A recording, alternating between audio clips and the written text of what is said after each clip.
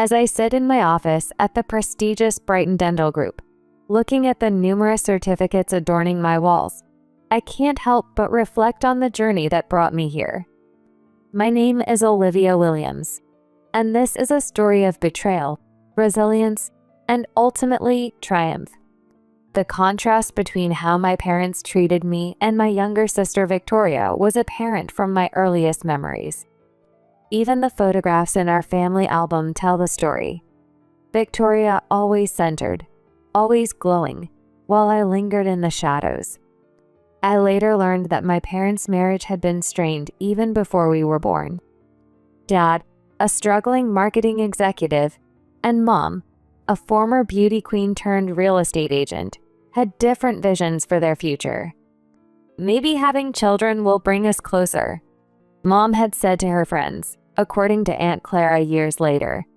Instead, their complicated dynamic would shape both their marriage and their approach to parenting. Victoria arrived just 11 months after me, and from the moment she came home from the hospital, it was clear she would be the golden child. Perhaps it was because she looked exactly like Mom, with the same delicate features and winning smile. I remember watching from the top of the stairs as Mom would brush Victoria's blonde curls each morning, singing songs and sharing secrets. My own dark, unruly hair was merely pulled into a practical ponytail, usually with a rushed, "You need a haircut, Olivia." The disparity went far beyond physical appearances. Every milestone, every achievement, every moment seemed to revolve around Victoria. My 10th birthday remains etched in my memory, a stark reminder of the inequality that defined our childhood. While Victoria's birthday just 2 months earlier had featured a carnival-themed extravaganza, complete with a bounce house and professional face painters, my celebration was markedly different. "We're a bit tight on money this month, Olivia, but I made your favorite chocolate cake." Mom's words still echo in my ears. The cake, as it turned out, was vanilla, Victoria's favorite.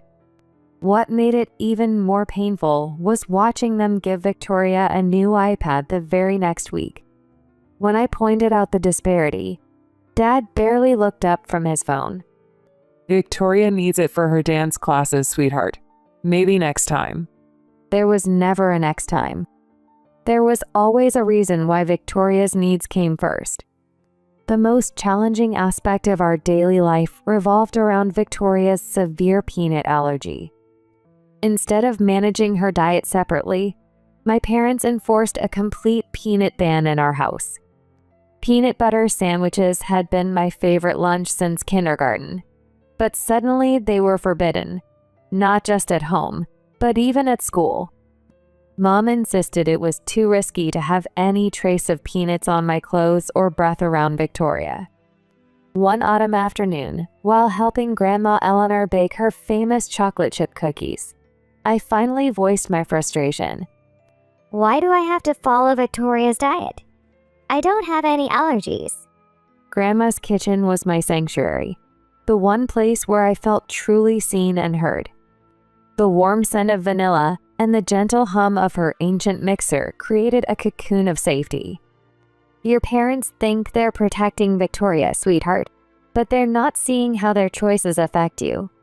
She measured flour into a bowl, her movements precise and comforting. I watched as she added chocolate chips, allowing me to sneak a few. "Yesterday, Mom bought Victoria new ballet shoes because she might want to take lessons. But when I asked to join the science club, she said it was too expensive." Grandma's face tightened, her usually gentle expression hardening. "I spoke with your mother about this just last week, Olivia. I told her she needs to treat you both equally." She sighed, wiping her hands on her flour-dusted apron. "Margaret claims Victoria is more outgoing, more talented. Says you're too introverted, that it's harder to connect with you." The words stung, but they weren't surprising. I'd overheard similar conversations before. My parents discussing how Victoria was the special one, the daughter with all the potential. While Victoria's schedule was packed with dance classes, piano lessons, and art workshops. I spent my afternoons alone in my room, watching life pass by through my window. Victoria has such natural talent. Mom would gush at dinner, her eyes shining with pride. Her dance instructor says she could go professional someday. Dad would beam while I pushed food around my plate, invisible as always. But Grandma saw me differently. You know, Olivia, I see so much of your grandfather in you. The same quiet intelligence, the same careful way of observing the world. She pulled a worn leather album from her kitchen shelf, something I'd never seen before. Your granddad was a research scientist. Everyone thought he was too quiet, too serious. But he changed lives with his work. As she showed me photographs of Granddad in his laboratory, something stirred inside me, a spark of possibility, a glimpse of a different future. Everything changed when I turned 12. One crisp Saturday morning, Grandma arrived unannounced, her eyes twinkling with barely contained excitement. Get your coat, Olivia. I've enrolled you in the Advanced Young Scientists program at the Metropolitan Science Center. I glanced nervously at Mom, who was busy adjusting Victoria's hair bow for her upcoming dance recital. Eleanor, we haven't discussed this. Olivia needs to be home to help with Victoria's recital preparations. Margaret, the program starts today. I've already paid the tuition. The determined set of Grandma's jaw left no room for argument. For once, Mom's protests fell on deaf ears. That program changed my life. From the moment I stepped into Dr. Chen's laboratory, I knew I'd found my place in the world. Unlike my teachers at school who barely noticed me, Dr. Chen saw something special. Olivia, your hypothesis about water purification methods is fascinating. Have you considered the implications for developing countries? When I correctly solved a complex chemistry equation in my first week, he high-fived me in front of the whole class. No one had ever celebrated my achievements like that before. At home, Victoria watched these changes with growing unease. She wasn't used to sharing the spotlight, and my newfound confidence clearly bothered her. Mom, did you know Olivia's spending a lot of time with James from her science program? Victoria's voice dripped with fake concern one evening. I was in the kitchen doing homework when I heard her speaking to Mom in the living room. I saw them behind the library yesterday, and last week it was Michael from her debate team. I rushed into the living room, my heart pounding. That's a lie. I've never. Victoria wouldn't make this up, Olivia. She's worried about you. No more going out after 6 p.m. Dad's voice was firm as he looked up from his newspaper. And we'll be monitoring your phone calls from now on. It's for your own good. But what about my science program? My debate team meetings? You can participate in school activities, but afterward, you come straight home. No exceptions. As we entered our teen years, Victoria's antagonism grew more pronounced. It wasn't enough for her to control my social life through our parents. She started targeting my belongings and the few friendships I'd managed to maintain. One morning, I found my science fair project completely ruined. The careful research I'd spent weeks compiling was soaked through, the pages stuck together in a wet mess. The next week, my favorite sweater, a birthday gift from Grandma, mysteriously ended up with bleach stains. But Victoria's cruelest act targeted my friendship with Sophie, the one person who had stood by me despite all the rumors. Sophie and I had been close since middle school, bonding over our love of chemistry and terrible reality TV shows. How could you, Olivia? Sophie confronted me one day at my locker, her eyes filled with hurt. Victoria showed me the texts where you make fun of me behind my back. She said you only pretend to be my friend because you need my lab notes. Sophie, that's insane. I would never say those things. Victoria is lying. But Sophie was already walking away, leaving me standing alone in the hallway. That evening, I confronted Victoria in her room. Why are you doing this? Why do you have to destroy everything good in my life? You're paranoid, Olivia. Maybe if you stopped obsessing over me and making up stories, you'd have more friends. Somehow, she always managed to twist things around, making me sound like the unstable one. And our parents never questioned her version of events. Then came Victoria's Sweet 16 party. Mom spent weeks planning it, determined to make it perfect. The house was transformed with crystal lights and silver balloons, and relatives filled every corner of our living room. The cake was Mom's masterpiece. 3 tiers of vanilla buttercream, Victoria's favorite. Everyone gathered around to sing happy birthday, and Victoria beamed as she blew out her candles to enthusiastic applause. But something went terribly wrong. After a few bites of cake, Victoria's face changed. Her hand went to her throat, her eyes widening in panic. Victoria! Robert, get her EpiPen. Mom's voice cut through the party chatter, sharp with fear. Dad rushed for Victoria's emergency kit while Mom held Victoria's hand. Gradually, after the injection, Victoria's breathing steadied. The party atmosphere had evaporated instantly, replaced by a heavy tension. How did peanuts get in the cake? I was so careful with the ingredients. Mom kept asking, checking and rechecking her recipe card.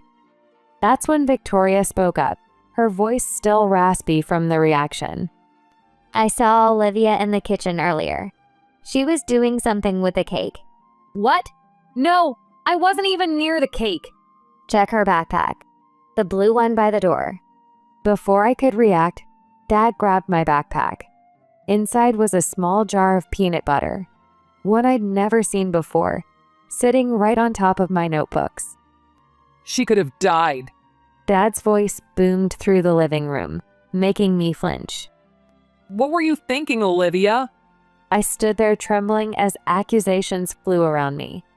The jar of peanut butter in Dad's hand might as well have been a smoking gun. Please, you have to believe me. I didn't do this. Victoria sat on the couch, oxygen mask still near her face, but I caught the slight upturn of her lips. She was enjoying this, enjoying watching my world crumble. Our relatives shifted uncomfortably, whispering among themselves.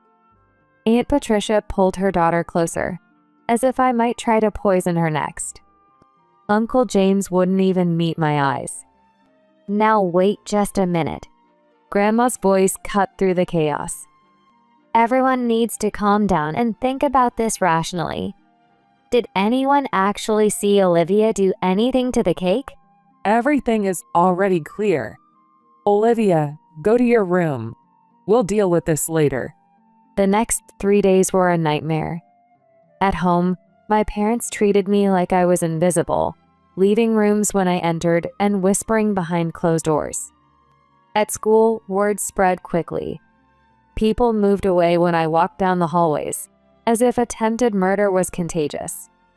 After 3 days of this torture, I couldn't take it anymore. I found Victoria alone in her room, scrolling through her phone. You need to tell them the truth. This has gone far enough. You know what's funny? Victoria looked up, and her smile sent chills down my spine. I've been planning this for months. The Sweet 16 party was just perfect timing. Something snapped inside me. Years of pent-up frustration, anger, and hurt exploded. I lunged at her, grabbing her shoulders. We crashed to the floor, knocking over her designer lamp. The noise brought our parents running. She confessed, I shouted as Dad pulled me off Victoria. She just told me she planned the whole thing. She planted the peanut butter in my backpack.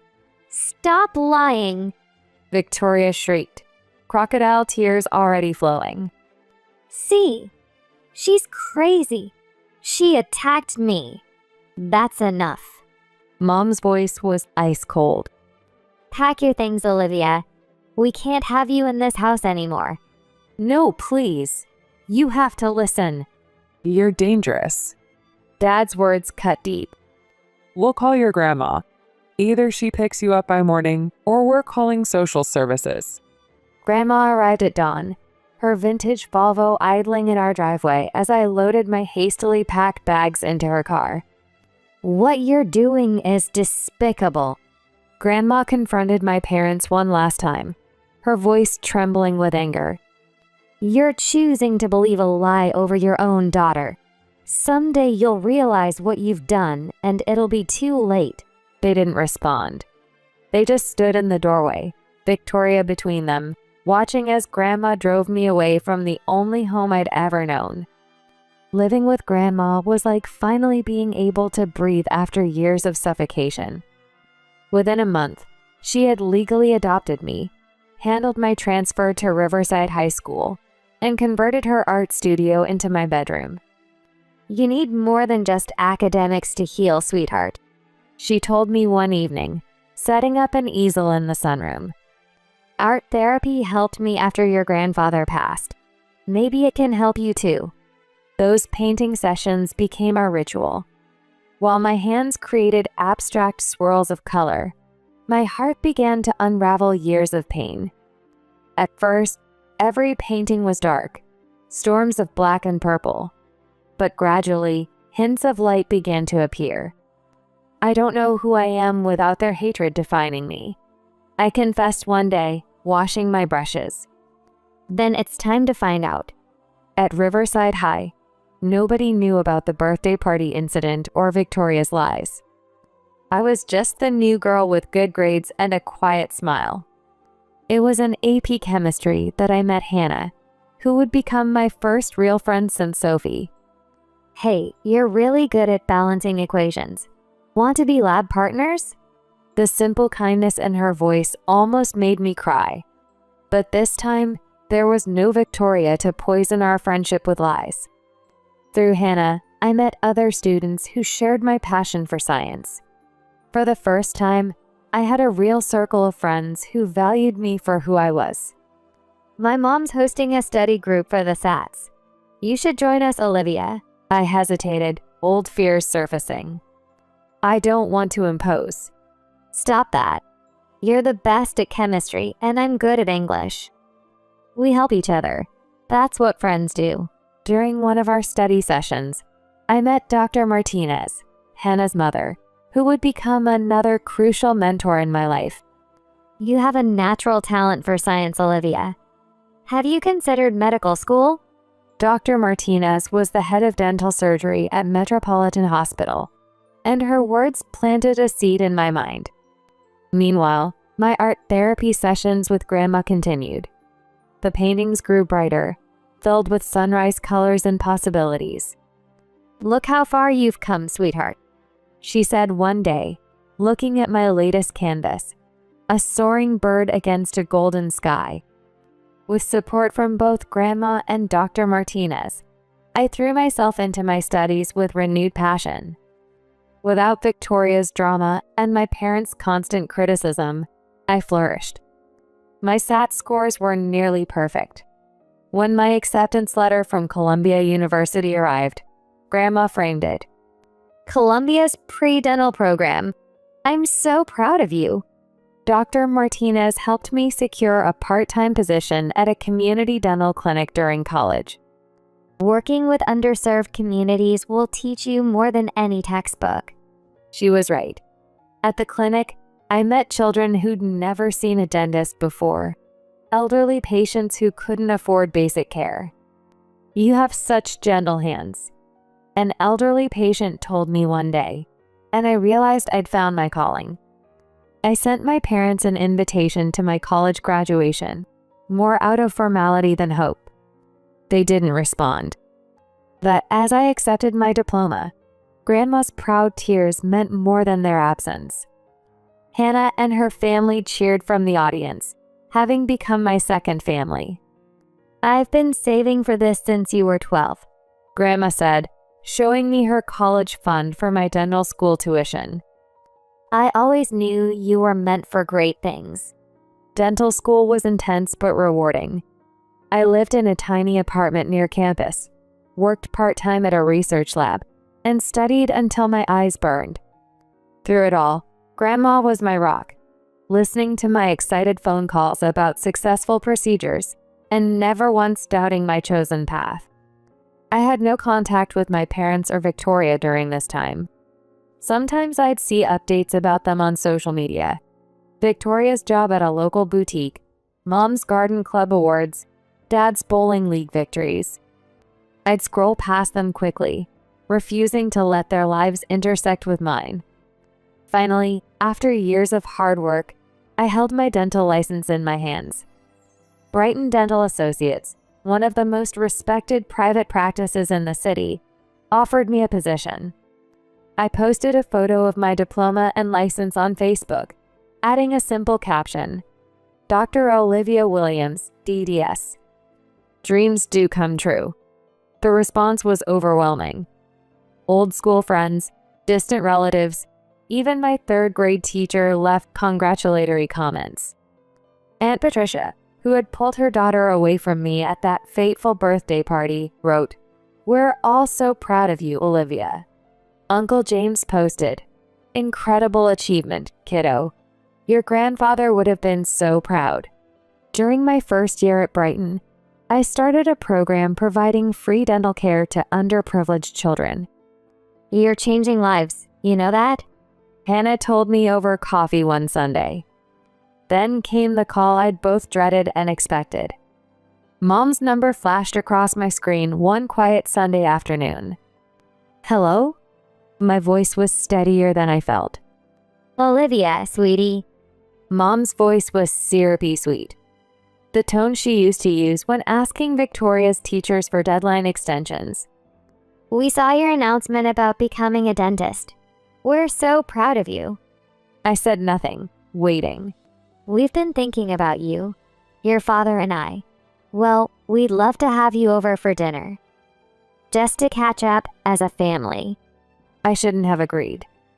Every instinct told me to decline, but curiosity, or maybe that stubborn part of me that still craved their approval, won out. The next evening, I pulled up to my childhood home in my new BMW. The house looked smaller than I remembered, the paint peeling slightly around the windows. I dressed carefully.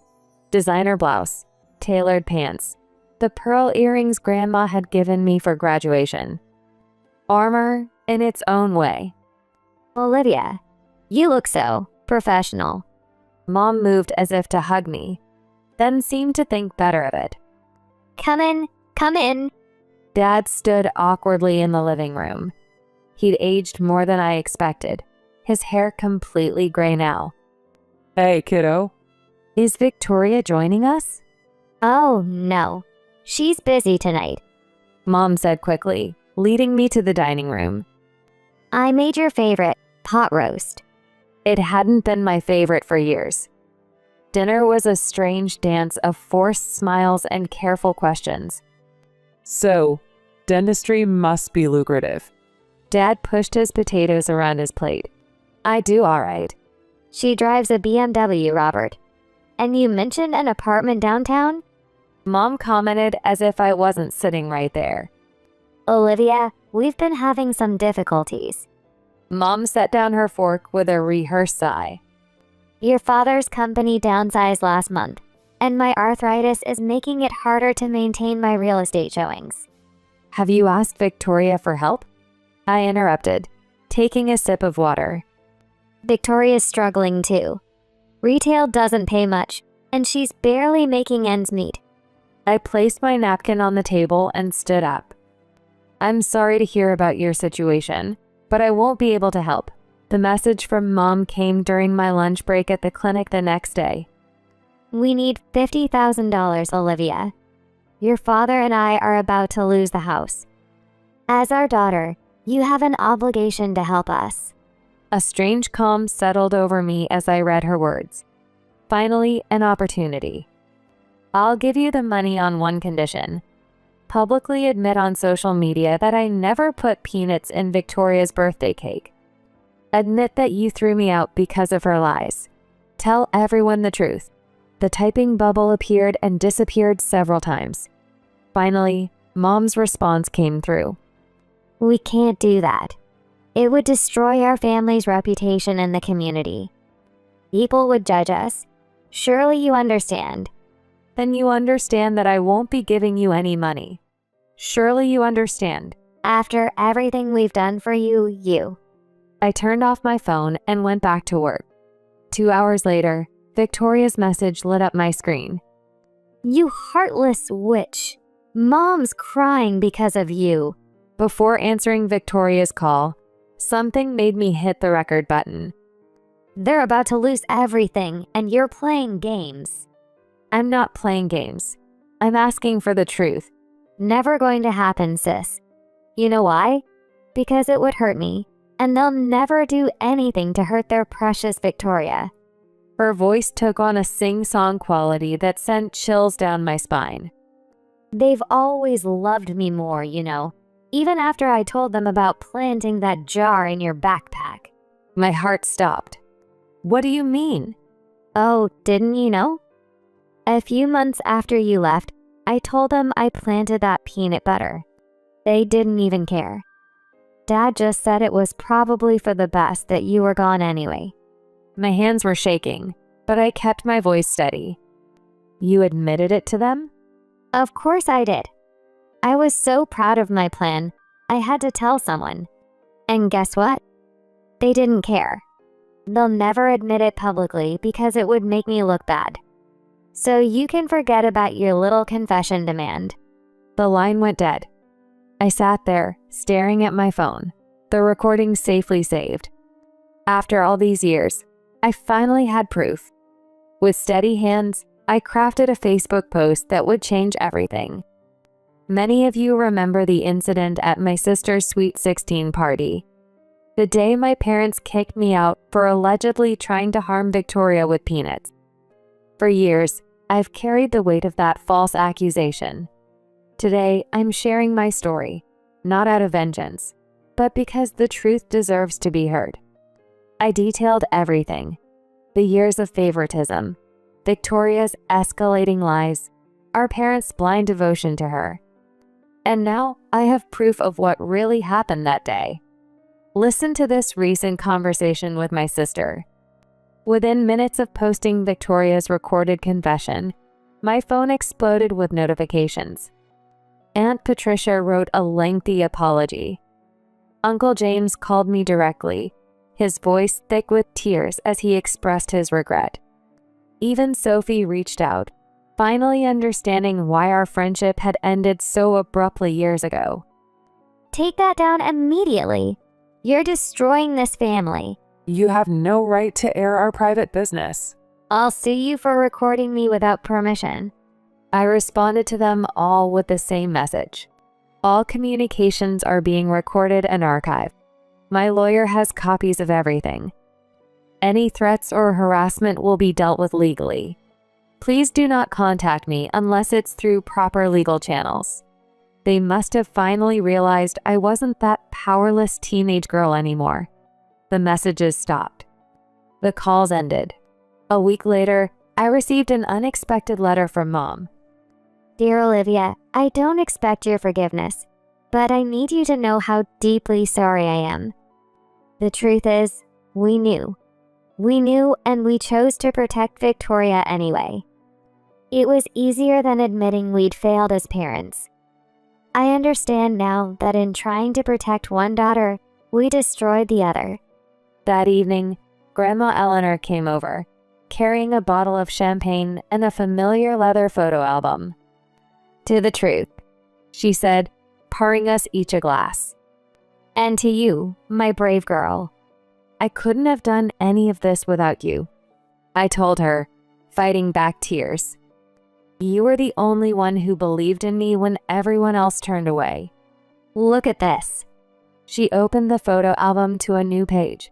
My dental school graduation picture next to my grandfather's old laboratory photo.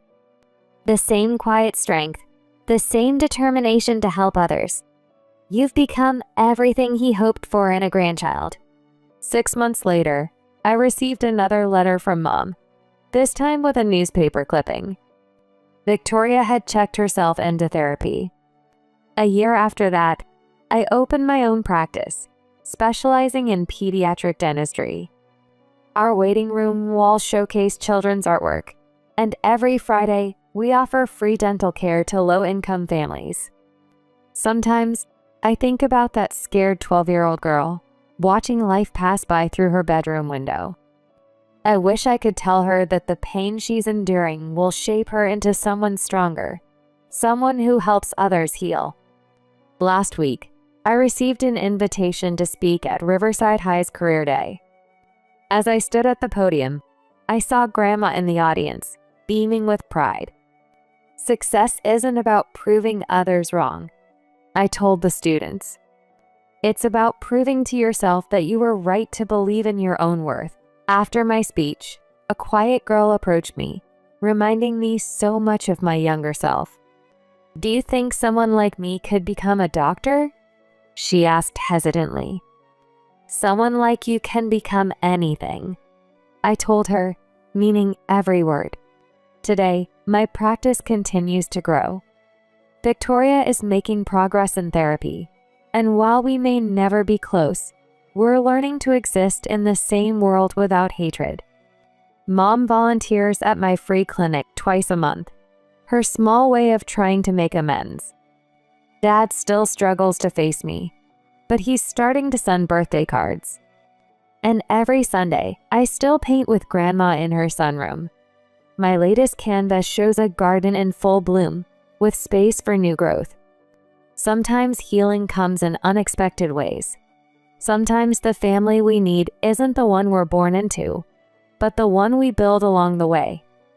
And sometimes the greatest victory isn't in proving others wrong, but in proving to yourself that you were worth believing in all along.